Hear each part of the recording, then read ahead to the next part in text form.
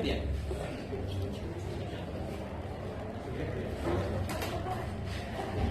Como ya les dije antes,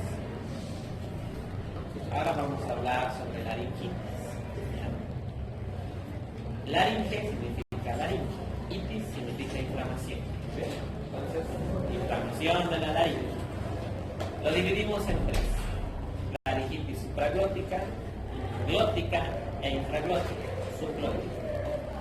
Como la supraglotis, lo que más ocupa la supraglotis es la epiglotis. Si ustedes ven epiglotitis o laringitis supraglótica, es un sinónimo. Ya estamos hablando de lo mismo. Muy bien. Aquí tienen un montón de letras, las van a leer. ¿Ya? Las epiglotitis. ¿Qué quiere decir? Que se ha inflamado la supraglótica. Tranquilos.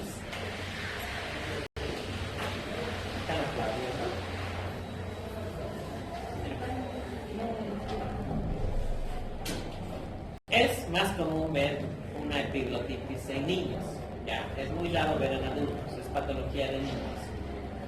Los niños que vienen con esto puede ser por una causa infecciosa, y si es infecciosa es normalmente el anófilo, ya, aquí dice, mira, yo lo he escrito, debe ser cierto. Entonces, ¿cuáles son los síntomas? Ustedes les puede tocar a este paciente, chicos, aunque ya no es tan común, sigue habiendo una alta incidencia, más que todo en lugares lejanos donde no hay muchas vacunas. Puede que estén solitos en un centro de salud aislado de todo el mundo y les llegue el niño. ¿Cómo va a llegar el niño? Va a llegar con dificultad respiratoria. Bien. Va a llegar con odinofagia, con disfagia. ¿Qué es disfagia? Dolor oral y odinofagia, dolor de garganta. ¿Ven? Va a llegar con babeo, con una voz gangosa, que quiere decir que hubiera atorado una papa allá adentro y no pudiera hablar, así como que hay algo ahí en el cuello. Y algunas cosas características van a ser, por ejemplo, que va a estar en posición de trípode. ¿Cómo es esa posición? ¿Alguna idea? No es del Kama Sutra, es una posición del paciente. El paciente va a estar con toda la parte del tórax hacia adelante. ¿Por qué? Porque cuando la epiglotis está totalmente hinchada y ese epiglotis lo lleva hacia adelante, permite un poco que entre el aire. Entonces alivia los síntomas de cierta manera. Además de eso va a tener un estridor. ¿Qué es estridor? Es uno de esos ruidos que a veces han leído en semiología o en alguna otra novela, como crépito, como sibilancia, roncus. ¿Qué es el estridor? ¿Cómo se escucha un estridor? Nada de chasquido. Eso no es un estridor. El estridor es como un ahogo. Muy bien, eso es un estridor. ¿Ya? La respiración tiene dos fases, ¿verdad? Una inspiratoria y una expiratoria. La característica en el paciente con una laringitis supraglótica es el estridor inspiratorio. O sea que el aire no puede entrar, pero sí logra salir. Es como... Ese es el estridor que tienen estos niños. Muy bien. Pregunta para ustedes. Les llega este niño. Tiene el estridor, tiene babeo, tiene odinofagia, disfagia, fiebre, está en posición de trípode. ¿Cómo hacen el diagnóstico? Les puede tocar. Muy bien. Ya están a 2 pasos de ser doctores. Entonces, ¿esto es una emergencia, sí o no? Sí. Es una emergencia. El niño se va a achicar, está con una dificultad respiratoria, se puede morir. ¿El diagnóstico cómo se hace? Piensen. ¿Es suficiente todo lo que les he dicho? ¿Sí o no? ¿Le pedirían una endoscopía? ¿Una laringoscopía? ¿Sí o no? Sí. No. ¿No? Primero porque no hay tiempo, ¿ya? Segundo porque cuando ustedes introducen algo aquí, ya sea un espejo, un bajalengua, una cámara, tienen el riesgo de hacer que se espasme y de que se atore más rápido, ¿muy bien? De que se quede sin respirar mucho más rápido, ¿ya? Entonces está prohibido meter cosas en los pacientes que sospechen esto. Harían una radiografía como aquí, porque ese es un signo, el libro les dice. El signo del pulgar se llama, ¿ya? Es lateral del cuello y se nota la epiglotis completamente hinchada. ¿Le pediría? No, a ver, porque hasta perder el tiempo en mandarle que el niño esté llorando y asfixiándose más, es una pérdida de tiempo. ¿Ya? Esto solo es anecdótico, no se pide en esta cosa. Este diagnóstico es pura y meramente clínico. Con todo lo que yo les he dicho, tienen que hacer el diagnóstico y tienen que tratar la causa. ¿Qué causas habrá? Hemos dicho una, la más importante, infecciosa, ¿ya? El hemófilos. ¿Qué otras cosas pueden provocar que se inflame así la epiglotis? Muy bien, alergia. ¿Cómo qué? Cualquier cosa. ¿Qué es lo más común que puede dar alergia? El polen, el polvo, pero eso es más local, más en la nariz. Hay en todo lado polen, que todo el mundo no está inflamando por el polen. ¿Pero? Es más sistémico, es más la comida. A ver, ¿qué comidas? Maní. ¿Qué? Pollo. Maní. Maní, muy bien. Almendras, maní, todas esas cositas. Mariscos, comida de mar, frutillas en muchas personas, huevos en muchas otras ocasiones. Que te pique algún insecto, como quién. La abeja, a ver. Produce una reacción sistémica y produce lo que conocen como el shock anafiláctico, ¿verdad? Y va a producir este tipo de reacción, este tipo de inflamación en la epiglotis. Puede haber traumáticas, o sea, golpes, intubaciones malas, todo lo que sale, ¿muy bien? Puede haber psicológicas, ¿cómo será eso? Psiquiátricas, psicoquímicas. Emocional. ¿Qué? Emocional, abajo en Claro, realidad. cuando hablamos de psiquiatría hablamos de emociones, pero ¿qué emociones? ¿Qué tipo de estrés? Un estrés bastante fuerte, ¿no ves? Por ejemplo, que estás viendo a tu enamorado caminar con su ex y... Entonces, y les pasa, ¿no ves? Se cierra de verdad, no es que están así fingiendo.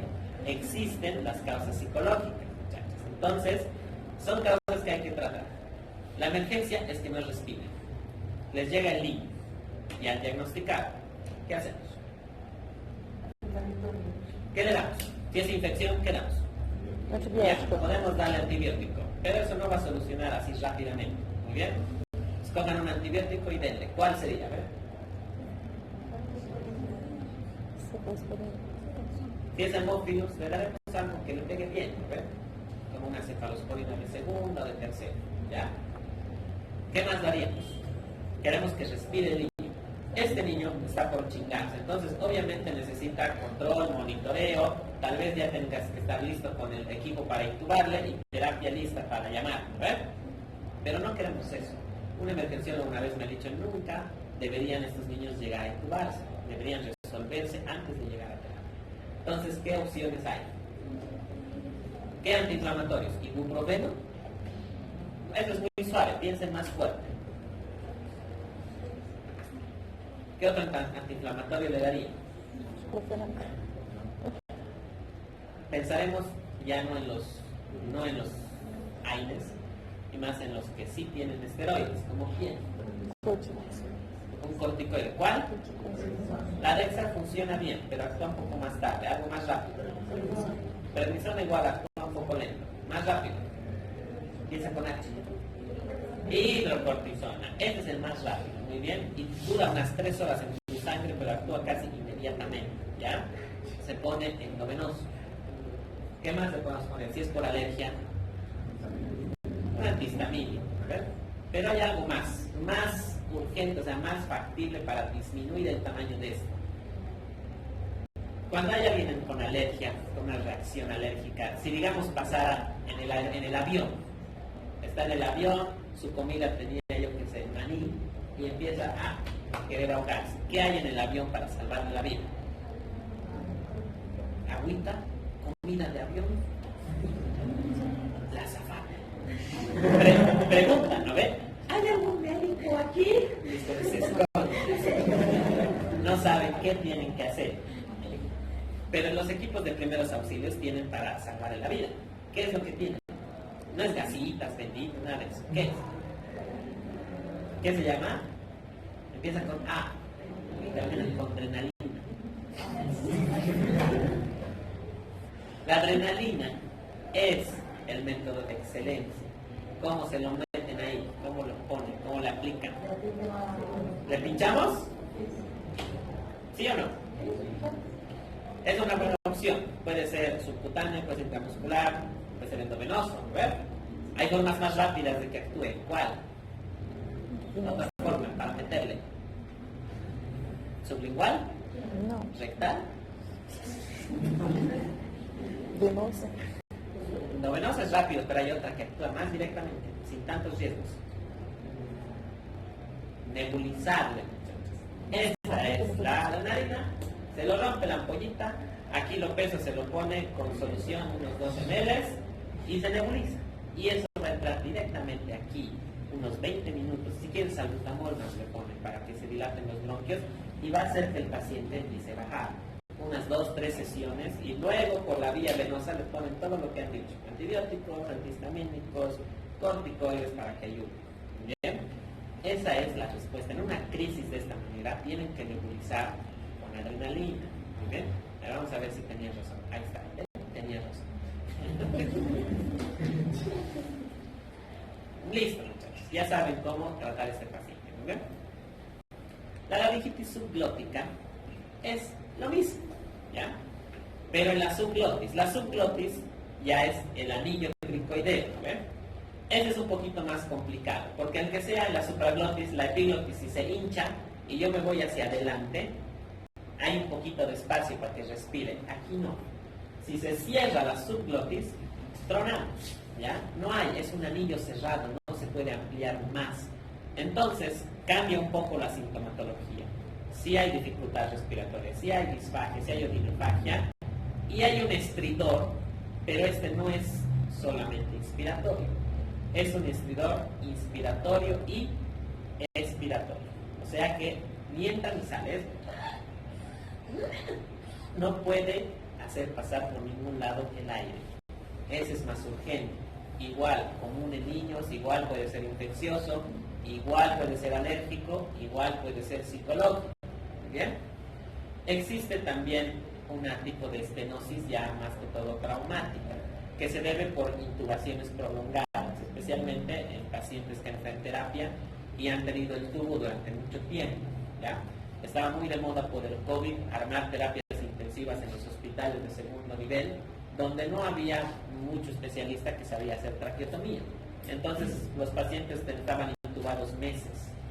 Y al salir han tenido granulomas y estenosis de la subglotis, que no se corrige con nada, porque es muy peligroso que se estenose esta parte. ¿Cuál creen que es el tratamiento? Adivinen. Es el mismo, exactamente lo mismo. ¿Harían radiografía? No, peor todavía. Incluso ahí nos describe el signo de la punta del lápiz, pero no lo van a hacer. ¿Ya?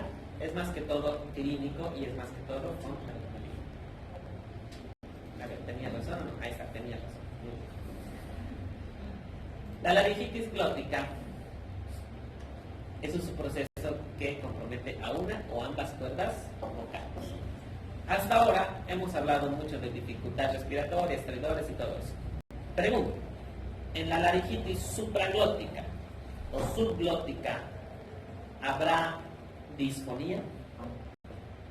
¿Sí o no? Tal vez estoy adelantando mucho. ¿Qué es disfonía, chicos? Una dificultad de la fala.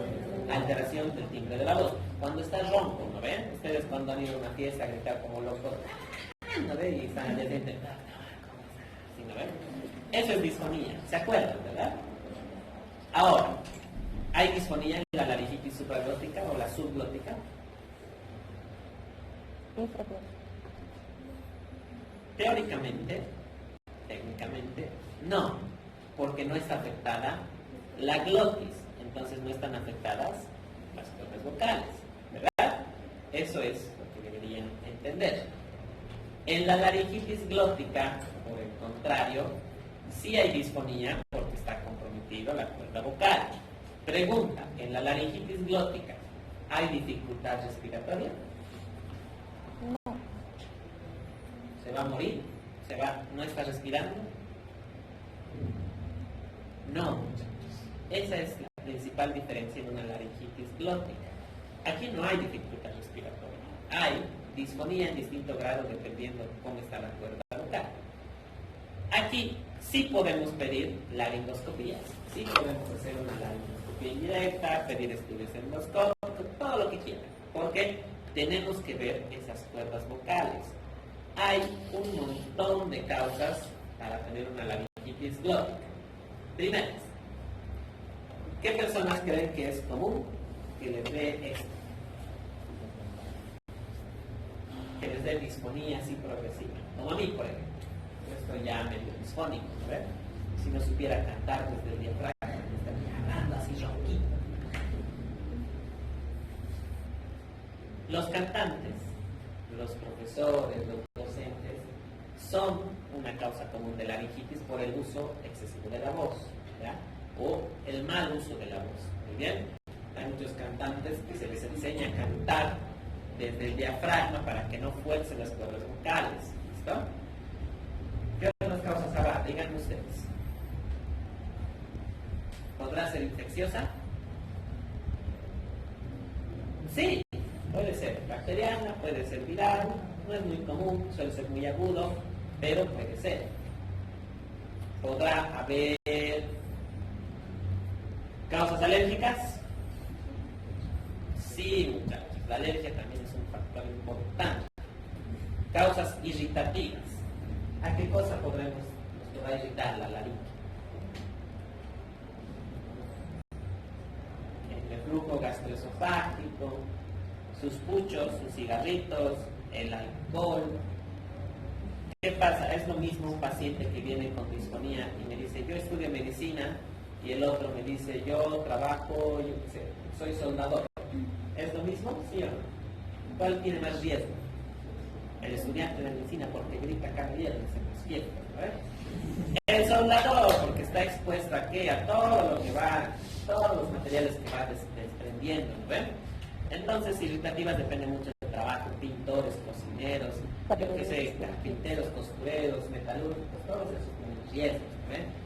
Entonces, aquí ustedes, aunque hagan el diagnóstico, la parte principal es la clínica, tienen que tratar la causa, ¿bien? Si es bacteriano y infeccioso, para. Si es el cigarro, pues, no sé, denle un golpe y díganle que no fume. Si es el alcohol, tomen con él y no hagan que tome tanto, pues, si es el trabajo, que no trabajen, ¿ves? ¿Cuál es la solución si fuera del trabajo? Usar equipos. Mantiene a sus 6 hijos con eso. Que se cuiden, pues, entonces, que usen mascarillas, que usen ese tipo de, no sé, esas cosas que usan, ¿no ven? Los chicos esos. ¿Para qué? Para que no se lleve eso a casa. Si es cantante, que no cante. Que aprenda a cantar, entonces, que aprenda a usar la laringe. ¿Cómo hay tantos cantantes que han cantado toda su vida, cada viernes en concierto, y no tienen este problema? Es porque usan bien la laringe. Si es alergia, que se aleje de lo que le da alergia, ¿no ven? Si es el gato, que mate a su gato. Si es el pelo, que mate a su pelo, ¿no ven? Si es el reflujo, ¿qué le damos? Un IBP, ¿qué es eso? ¿Inhibidor de quién? Un ejemplo, denme 3 ejemplos. Omeprazol, lansoprazol, pantoprazol, ¿no ven? Qué facilito. Ahora, piénsenlo, la solución, o sea, en general para todos ellos es el reposo vocal. ¿Qué quiere decir reposo vocal? Que al menos unas 2 semanas no hablen demasiado, no griten, no hagan esfuerzos, ¿verdad? Para que descanse la laringe. Antiinflamatorios, ¿qué antiinflamatorios pueden dar? Un aire, puede ser, un corticoide es mucho mejor, pero piénsenlo bien. Si yo le doy un aire a este, ¿qué le va a pasar? Va a aumentar el reflujo, va a empeorar los síntomas. Entonces, depende mucho de su criterio clínico, ¿ya? Por eso siempre se descubre primero la causa y luego se hace el tratamiento. A veces basta con preguntarle en qué trabajas y es suficiente para hacer todo el diagnóstico, cosa que muchas veces más, ¿ya? Cuando hablamos de laringitis o faringitis también específica, ya hablamos de una causa específica, o sea, una enfermedad que está ocasionando el problema. La tuberculosis, ¿quién lo causa? el Mycobacterium tuberculosis, el bacilo de Koch. Generalmente la afección es pulmonar, ustedes ya saben eso. Pero a veces se disemina a otros lados, a la pleura, a los ganglios, al peritoneo, y a la laringe no es una opción menos. Casi siempre empieza en el pulmón y se va contagiando a la laringe. La disfonía puede ser precoz, puede llegar a la afonía, todo lo que quieran, lo van a leer, ¿ya? ¿Qué es lo que pasa cuando llega a la laringe? El problema es que la tuberculosis forma unas lesiones granulomatosas. ¿Bien? Esa palabra granuloma es algo que tienen que ya saber ustedes porque me tienen que decir si hay alguna otra patología que forma granulomas. ¿Se les ocurre alguna? Vamos a recordar después porque hay varias patologías que forman granulomas. Si yo hago una laringoscopía, yo veo esta lesión, ¿puedo hacer el diagnóstico de tuberculosis solo viendo esta herida? ¿Sí o no? No, ¿ven? Yo tengo que hacer el diagnóstico primero epidemiológico, o sea, si está en contacto con personas con tuberculosis. Luego tengo que detectar el germen. ¿Cómo lo detecto? ¿Qué formas hay? El esputo es una, ¿no ven? Escupen y le ve a alguien el microscopio si hay bacilos y no hay. Y hay una forma definitiva en la que yo voy a diagnosticar si es que todo me sale negativo. ¿Cuál será? Yo agarro y le corto un pedazo de aquí y se lo mando a un patólogo. ¿Ven? La materia que más les encanta, patología. Él lo ve al microscopio y me dice, sí, hay granulomas, sí, hay bacilo, entonces es tuberculosis. Ese procedimiento que se llama biopsia. ¿Ven? La biopsia siempre es la definición. ¿Bien? Cuando hay duda. A veces, cuando hay enfermedades extrapulmonares, suele afectar a los ganglios. Y es muy característico de la tuberculosis que esos ganglios afectados supuren hacia afuera, como si fuera una infección. En cualquier otro país donde no hay mucha tuberculosis, uno piensa que esto es un cáncer. Como ustedes viven en un país donde hay mucha TB, tienen que pensar en una tuberculosis ganglionar. Escrófula también le decimos a eso. A veces se llama así, sí, escrófula. Tenía razón. ¿Cuál es el tratamiento? Isoniazida, etambutol, tiracinamida y rifampicina. El primer esquema, ya lo conocen, no me interesa enseñarles más de eso. La lepra. Esto es lepra. Tiene varias variantes la lepra. ¿Sigue existiendo lepra o solo es de la Biblia?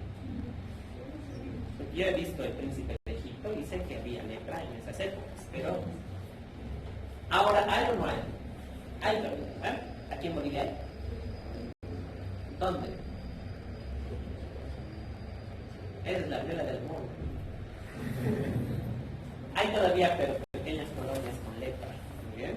Más que todo en el Chaco, ¿ya? Entonces no ha desaparecido completamente. No es algo muy relevante porque no van a estar tal vez en contacto, pero le van a dar una leída, ¿ya? El tratamiento es con este, y si es necesario quirúrgico, pues se tiene que operar, ¿ya?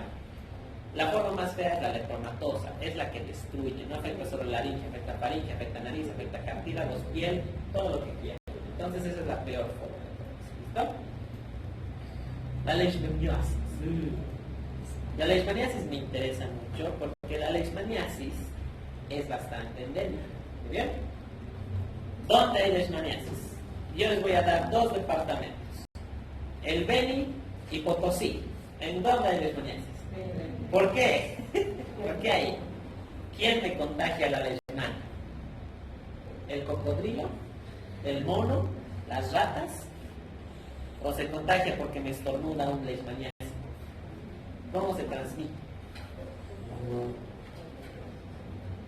¿Quién? A ver, han llevado, ¿no? Microbiología, parásito. Es un parásito, por si acaso. Se llama leishmania el parásito. Hay una boliviana, una brasilera, de todo tipo hay, ¿no ven? Entonces, díganme, ¿cómo me contagio yo de leishmania? ¿Ahorita me puedo contagiar? ¿Es un riesgo estar aquí?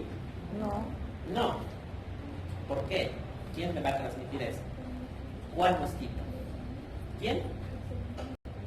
No te escucho. ¿Están seguros? ¿Cómo que Porque nadie te ha escuchado.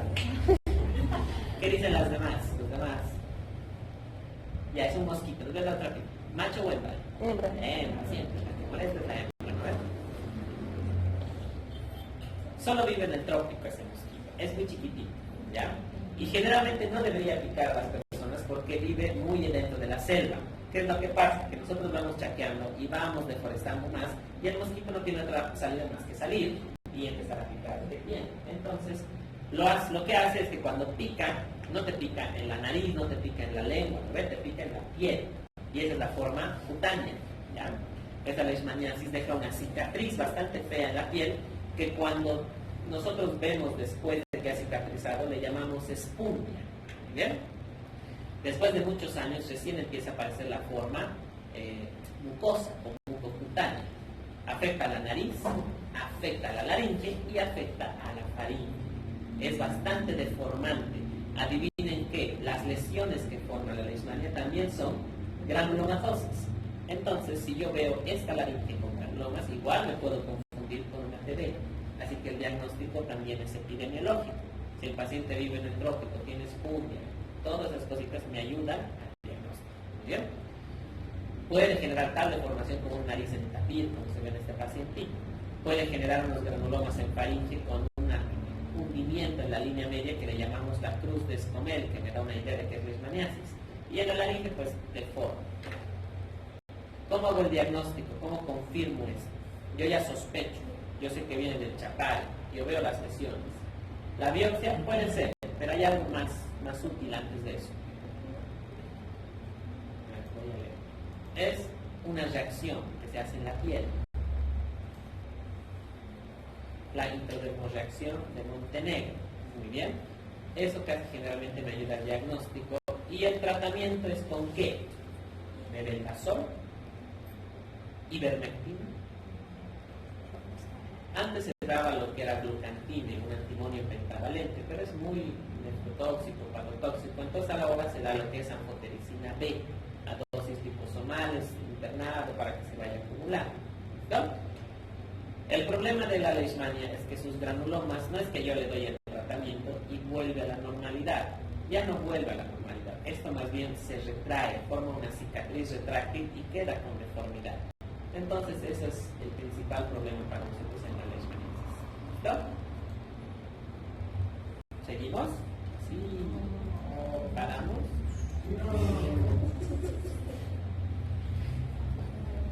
Tenemos que acabar, chicos, lo siento. Tenemos 2 horas, ¿no? Hasta las 8 es. Hasta las 7. A ver, 6:30.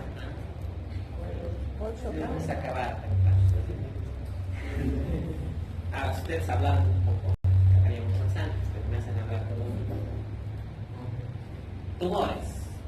Los dividimos en tumores benignos y tumores malignos. ¿Ya? Los tumores benignos lo van a dar una buena ley. ¿Ya? Tenemos papilomas, tenemos pólipos, tenemos nódulos y tenemos quistes. Primero el papiloma. Así se ve un papiloma. ¿Ya? Esto es cuerda vocal verdadera, esto es cuerda vocal falsa. Esto es una lesión. ¿Verdad? Es un tumor, una masa, un crecimiento, como quieran decirle, de tipo verrugoso, anfractoso, irregular, que está saliendo del borde de la cuerda vocal izquierda y la derecha. ¿Muy bien? Esto de abajo, ¿qué será? La tráquea. ¿Ya? ¿Y esto es tráquea también? Eso es un tubo endotraqueal, porque probablemente le están operando este paciente. ¿Ya? ¿Quién causa el papiloma? Ahí está. Pregunta fácil. Esto es PPH, virus de papiloma humano. ¿Qué facilita? Más difícil. ¿Qué serotipo afecta la vía aérea respiratoria? Voy a adivinar y voy a decir el 4 y el 11. Voy a adivinar. Vamos a ver si tenemos 4 y 11. Tenían razón. Muy bien. Ahora, ¿cómo se contagia el papiloma? No les voy a preguntar, pero imagínense. ¿Cuál es el problema del papiloma? ¿Creen que esto se puede operar? ¿Sí o no? Sí se puede operar. Muy bien. Esto es con una microcirugía laringe, así como les he mostrado. Con microscopio, esto con pincita se va cortando, respetando los límites mucosos. Y listo. El paciente ya puede hablar, ya está más tranquilo. ¿Cuál es el problema? Vuelve a crecer. El papiloma no tiene cura. Es muy recidivante, es extremadamente horrible ver a un paciente con papilomas porque algunos están bien años y otros están bien un mes y ya está creciendo otra vez. Entonces muy problemático, depende de la genética, depende de la carga viral. ¿Hay alguna prevención para el papiloma? Sí, ¿no ven? La vacuna, ¿verdad? Pero no funciona con todos los serotipos la vacuna. Entonces es un poco difícil a veces explicar al paciente. ¿Cómo podemos operar esto? Hay 100.000 técnicas. A mí, como he estado en un hospital público, me enseñan con cuchillo y cuchara. ¿Muy bien? En otros lados, con más dinero, pueden usar electrocauterización, criocongelación, láser, no sé, un montón de cosas, ultrasonido, cosas que ni he visto en mi vida pueden usar. Pero yo con cuchillo se corta. ¿Muy bien? Bisturí. ¿Qué más? ¿Qué más hay? Ah, ya. ¿Qué síntomas tendrá un paciente con papilomas? Este paciente, ¿qué síntomas tiene? El más común. Está afectando la cuerda vocal. Disfonía. Eso es. A veces es el único. ¿Ya? Cuando el papiloma es demasiado agresivo, por ejemplo, como este, puede producir obstrucción respiratoria, pero no siempre. A veces, la mayoría de las veces sale en la comisura anterior. Y cuando hay una masa en la comisura anterior, generalmente produce disfonía. Si hay masa en la comisura posterior, produce dificultad respiratoria. Normalmente es disfonía. En ocasiones sí puede haber dificultad respiratoria y es motivo para hacer una cirugía. ¿Ya? A veces es tan agresivo que afecta a todas las regiones de la cuerda, de la laringe, no solo la cuerda vocal, entonces es muy complicado el tratamiento. Aquí hay un video. Vamos a ver el video. No hay sonidito, lo van a ver en su casa. Muy bien, ahí van a escuchar. Este paciente está haciendo la letrita, estos son los papilomitas. Qué asco. Imagínense tener eso en su boca. Y eso es posterior a la cirugía. Bonito, ¿no? Limpito, como si nunca hubiera hecho nada mal.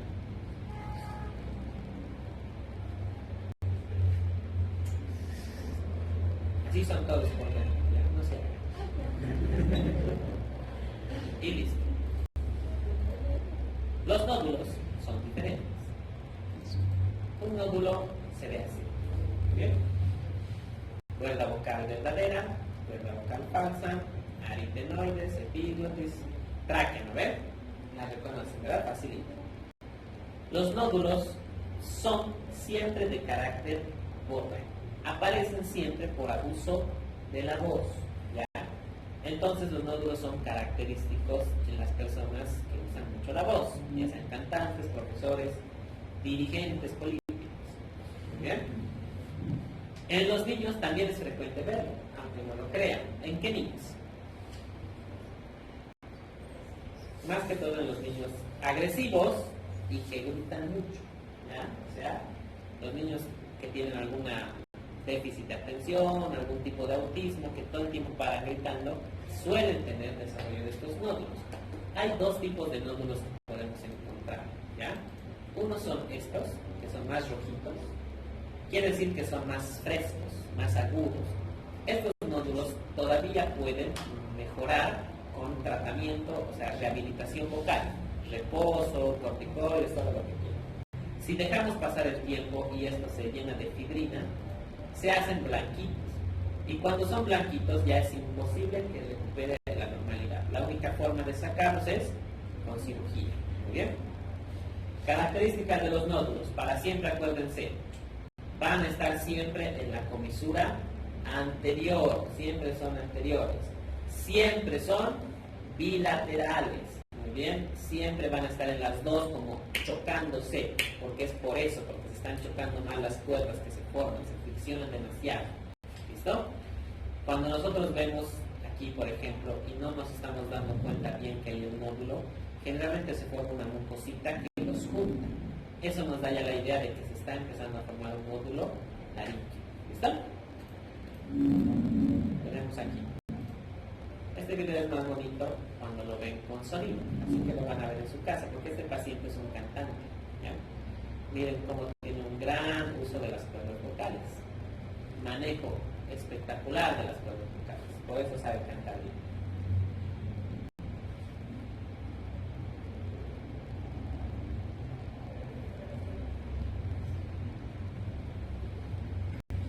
si bailaran.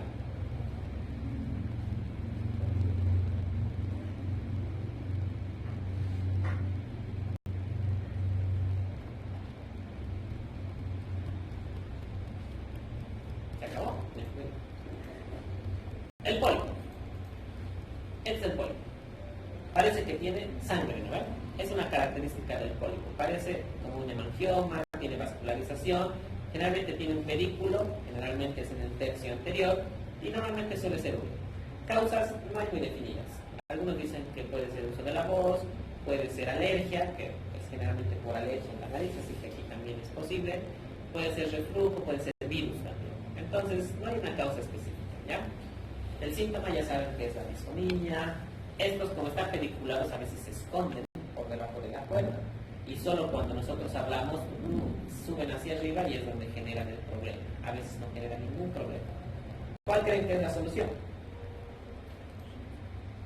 Aquí hay otro pólipo más grande. La solución es la cirugía, ¿ya? Ahora la cirugía tiene que comprender que nosotros vayamos a retirar toda la mucosa inflamada, incluyendo el pedículo, porque de esa manera nosotros vamos a evitar que vuelva a crecer. Si dejamos un resto, pues vuelve a crecer, y de sencillo.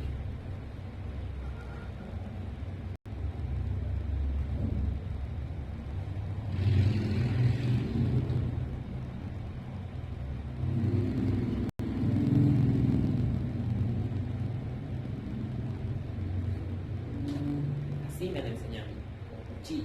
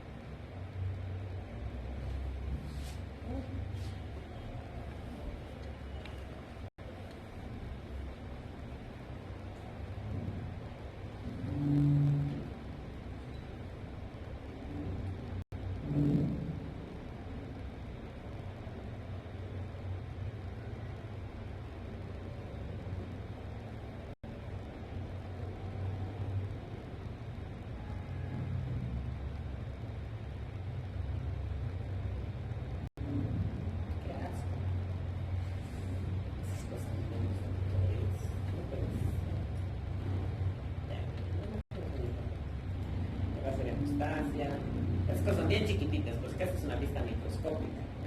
La laringe no es tan grande. Y estos cotanoides son así chiquititos, bien pequeñitos, con sus hilitos empapados en un poquito de adrenalina para hacer efecto. Se limpia, se hace anestesia y listo, ya está, no hay cual. Paciente, le hemos salvado la vida. Los quistes, pues, y ustedes ya saben que son quistes, ¿verdad? Es cuando se tapa un conductito de una glándula y se inflama. Obviamente se llena de líquido porque son quistes, es su característica. Existen diferentes tipos de quistes, ¿ya? Algunos pueden ser laterales, que son un poquito más peligrosos, y otros anteriores, ¿ya? Pueden ser congénitos, pueden ser adquiridos, más que todo por traumas. El diagnóstico se hace con laringoscopía y se extirpa con pinzas o con láser. ¿Muy bien? Este es un quiste bastante grande, bastante horrible. Este de aquí es más anterior y este de aquí es más lateral. Los laterales pueden invadir bandas ventriculares, o sea, cuerdas vocales falsas. ¿Listo? Ese no tiene líquido, ¿ya? Y luego tenemos los granulomas. Ya les he dicho dos enfermedades que pueden producir granulomas. Díganme, ¿cuáles? Leishmaniasis y tuberculosis. Esas son infecciosas. Díganme una enfermedad no infecciosa que produzca granulomas. A ver, les voy a dar pistas. Es una enfermedad que afecta a los pulmones también. Al riñón también. Produce vasculitis. Hoy día han dado examen de esa materia. Se trata con corticoides y con metrotexato. Tiene granulomatosis en su nombre. Granulomatosis de Wegener o Wegener, como le dicen los alemanes. Muy bien. Afecta la nariz. afecta a los pulmones, afecta al riñón, ¿ya? Es autoinmune, ¿no? Creo que esa es la definición del reumato, ¿verdad? Y todo lo que es reumato es corticoide y es nefrotoxina, ¿verdad? No es muy común la granulomatosis, es de muy difícil diagnóstico. No solo afecta a la nariz, puede afectar al oído, puede afectar a la laringe. La biopsia a veces no es suficiente. A veces se necesita unas 3, 4, 5 biopsias de diferentes partes para hacer el diagnóstico, ¿ya? Porque a veces es complicado hacer el diagnóstico de la granulomatosis de Wegener, pero es un diferencial de la tuberculosis y de la leishmaniasis, ¿ya? ¿Qué más puede producir granulomas? Cualquier cosa que irrite puede producir granulomas. Hasta el reflujo gastroesofágico puede producir este tipo de granulomas. ¿Bien? Ténganlo en cuenta. ¿Listo? Ya, muy bien. Tenemos tiempo, ¿verdad? Sí. 2 temas más, tranquilos. ¿Creen que yo no me canso? Todo o conteúdo dela parcial? ¿Qué? Esse conteúdo todo que está lançando já era parcial, não? Todo esto va a estar al parcial. Muchas gracias. Vamos a esperar que estén en el dulce. Hablen, chicos. Son los bonitos, los que nos gustaría ver. Los tumores malignos de la laringe, pues, como dice su nombre, son malos. Lo dividimos en dos. Los que son carcinomas escamosos y los que no son carcinomas escamosos. Como el 98% son carcinomas escamosos, solo de ese vamos a hablar. Muy bien. 2.3% de los malignos en varones son carcinomas de laringe escamosos. 0.4% las mujeres. Chicos, por ser varones ya tienen más riesgo. ¿Bueno? 26% de todos los tumores de cabeza y cuello. Entonces, tienen cabeza y cuello ustedes, tienen 26% de que sean más tumores. ¿Listo? Más frecuente entre los 50 y 70 años. Algunos se han salvado, algunos no. Y etiología, pues, no puedo decir es por esto, es por varias causas. El tabaco es algo muy importante. 30 veces más. ¿Qué quiere decir eso? Se han hecho estudios entre miles de pacientes. 500 fumaban, 500 no fumaban. Y de estos 500 se han hecho las tablas matemáticas que a ustedes les encanta, el chico ataque y esas cosas, y se ha deducido que los que fuman tienen 30 veces más riesgo de tener cáncer de laringe. Eso es matemática pura y sencilla, y nadie duda de la matemática. ¿Bien? Esa es la ciencia y así funciona. El alcohol ha demostrado ser 2.2 veces más cancerígeno. Tenemos la dieta, la deficiencia de vitamina A, el virus también está asociado al PPH 16 y 18 y el reflujo igual. Entonces, hay muchas causas para tener carcinoma, a veces es mala suerte. Pacientes que se han cuidado toda su vida sin fumar, sin beber, sin comer mal, pueden tener cáncer. Muy bien, eso ya es mala suerte. Vamos a dividirlos, estudiarlos de una forma macroscópica y microscópica. Macroscópica quiere decir lo que yo veo. Pueden ser vegetantes, pueden tener úlceras, infiltrantes o una combinación de todos esos. Y microscópico quiere decir que pueden estar diferenciados, semidiferenciados o indiferenciados.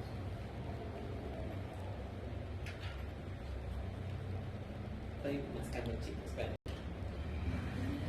Ustedes ven esto y ya piensan que es malo. ¿Sí o no? ¿Por qué piensan eso? En este, por ejemplo, ¿qué les hace pensar que no es un granuloma? O un papiloma. Es más grande. ¿Qué más? Afecta, parece que a toda la laringe. ¿Qué más? Tiene sangre, ¿no ve? Tiene úlceras, tiene heridas. Esos detallitos, las ulceraciones, me hacen pensar en malignidad. ¿Por qué piensan que es malo? ¿O piensan que es bueno? Yo pienso que es malo porque no parece un pólipo ni papiloma. Parece una verdura. ¿Cuál no les gusta? Couve-flor. Esa, ¿no ve? Parece vegetante, infiltrativo, ¿verdad? Parece ulcerante, deformante. Esas cositas nos hacen pensar en malignidad. ¿Listo? Ahora, microscópicamente, yo no entiendo. Nunca me interesa en la universidad aprender y tenía razón, no tenía que aprender. Porque ahora hay patólogos que ven esto y me dicen qué es. Yo veo puntitos, ¿no? Ustedes también. Pero ahí está la clave. O sea, La clave para el tratamiento y el diagnóstico está en estos puntitos. ¿Bien? No les voy a decir cuál es cuál porque yo no sé. Supongo que este es más diferenciado y este no. Pero, ¿qué quiere decir diferenciar? A ver. ¿Qué quiere decir diferenciación? Tiene que ver como especialización, ¿verdad? ¿Se acuerdan que las células, cuando están naciendo, son jóvenes, brillantes como ustedes, con un gran futuro por delante? Buscan en qué especializarse, ¿verdad? No se quedan como células generales, ¿verdad? Quieren especializarse normalmente. Y mientras más se vayan especializando, lo que están haciendo es diferenciarse, ¿verdad? Eso es diferenciación. Cuando hablamos de un tumor muy diferenciado, estamos hablando de un tumor que se parece mucho al tejido del que está viniendo. Si es epitelio, entonces se parece más al epitelio. A ver, ¿y qué epitelio hay en la laringe? Estamos hablando de escamoso, estamos hablando de epitelio estratificado, ¿ya? Plano estratificado. Entonces, cuando yo veo un tumor malo, yo veo las células malas ahí que se están peleando una con otra, le hacen bullying a la de aquí, células malignas, entonces, y yo veo que son muy parecidas al epitelio, hablo de un tumor diferencial. Cuando yo veo células que no reconozco ninguna, que están totalmente multiplicándose una con otra todo el tiempo en mitosis se llama, ¿ven? Eso le llamo poco diferenciado o indiferenciado, que no se parece nada al lugar de donde está saliendo. ¿Por qué me interesa saber esto? Porque si está bien diferenciado, es muy poco probable que metastatice, o sea, que invada otras regiones, porque es epitelio. El epitelio no tiene esa característica. Pero si es indiferenciado, si todo el tiempo se está dividiendo las células, es muy probable que ya haya invadido ganglios, ya haya invadido otros órganos. Entonces es más peligroso. A ver. Además de eso, ¿qué tratamientos generalmente dan para el cáncer? Además de la cirugía, ¿qué pueden dar? Quimioterapia o radioterapia. La radioterapia sabe cómo funciona. Le meten radiación. Y la radiación destruye el ADN, destruye las células que se están multiplicando. ¿En quién creen que funciona mejor la radiación? En el que está poco diferenciado, porque se está multiplicando todo el tiempo. Entonces la radiación tiene mejor efecto ahí. No sé por qué les explico esto. El oncólogo debería decirles, pero no lleven ese sentido. ¿Muy bien? Para que se acuerden, son los detalles de la medicina que hacen la diferencia. Por eso aprenden estas cositas. Deberían saber. Una forma de clasificar los tumores es de dónde son. Supraglóticos, glóticos, subglóticos, hipofaringe, no tomamos en cuenta. De estos tres, el que tiene mejor pronóstico es el glótico. ¿Muy bien? Solo limitado a las cuerdas vocales. Este tiene un mal pronóstico, el supraglótico, porque puede invadir. Y este tiene el peor pronóstico. Ustedes tienen este cáncer y se mueren casi al toque. ¿Ya? La estadificación tendrían que saberla. Se estadifica con la T, se estadifica con la N y se estadifica con la M.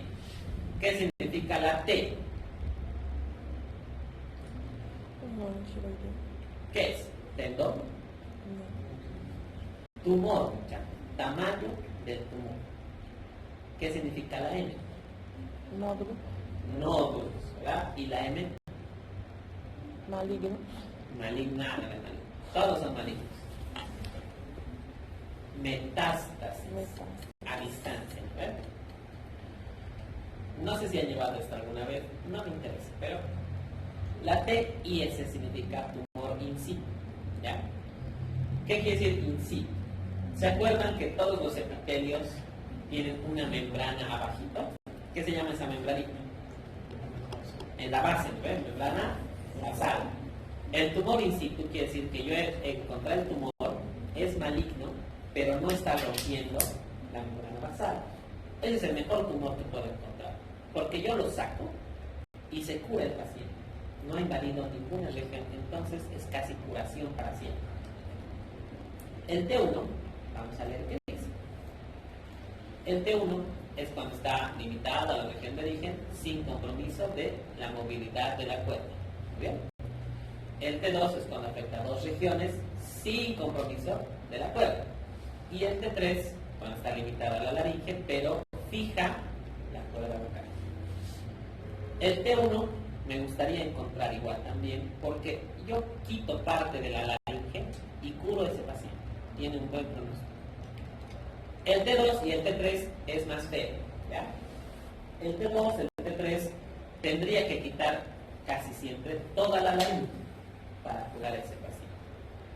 Y el T4, pues yo, como veo que ya destruye el esqueleto y invade otras regiones, no lo opero. No importa operarle, ese paciente se va a morir aunque yo lo opere. Muy bien. Esa es la idea de hacer la estadificación, ver el pronóstico y ver qué le voy a hacer, si le puedo operar o no le puedo operar. Como ven aquí, el T1 y el T2 son los mejores estadios. El T3, o si tuvieran nódulos, ya es bastante complicado. Generalmente hay que hacer una laringectomía total y quitar los nódulos linfáticos. Y en el T4, o N2, N3 y N, estadio 4, 5, pues ya no importa lo que hagamos. Ahí se nos va a chingar el paciente, lo queremos o no, entonces hay que preservar la calidad de vida. ¿Listo? Entre las manifestaciones, pues el cáncer glótico, la disfonía es lo que más va a perdurar, ¿ya? Cuando es muy grande va a haber disnea porque va a obstruir la respiración, la metástasis es poco frecuente y hay una buena supervivencia a los 5 años del 80-90%. Cáncer supraglótico, pues es el peor, muy bien, afecta a estas dos regiones, puede haber todos estos síntomas, infiltrar a tiroides y la metástasis suele ser frecuentes.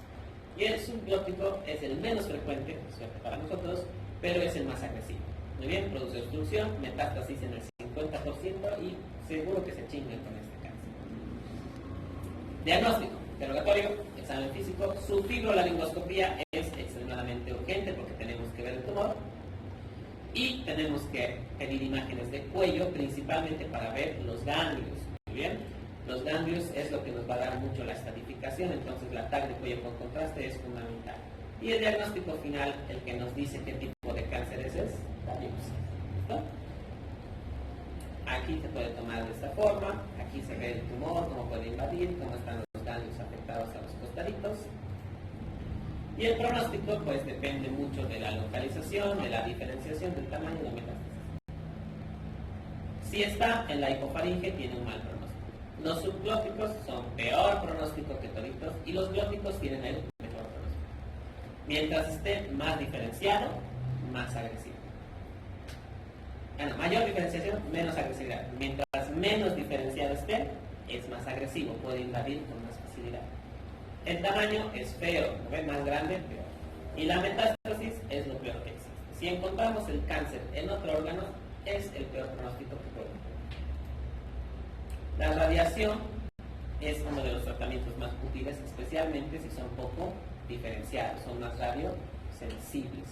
A veces se puede dar como postoperatorio cuando es un tumor grande y ha hecho un vaciamiento ganglionar, y a veces es paliativo cuando el tumor es inoperable. ¿Vio? El tratamiento quirúrgico depende igual del tamaño del tumor, ¿ya?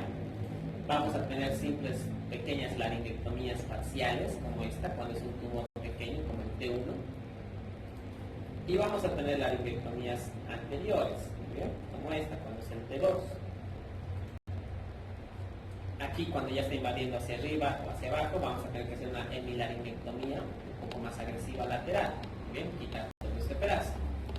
Y aquí, como en el T3, pues ya tenemos que hacer una hemilaringectomía total, o sea, toda la mitad de la laringe. Y en el T3 con nódulos y el T4, cuando el tumor es muy grande, desde aquí hasta aquí hay que quitar toda la laringe, ¿bien? Laringectomía total.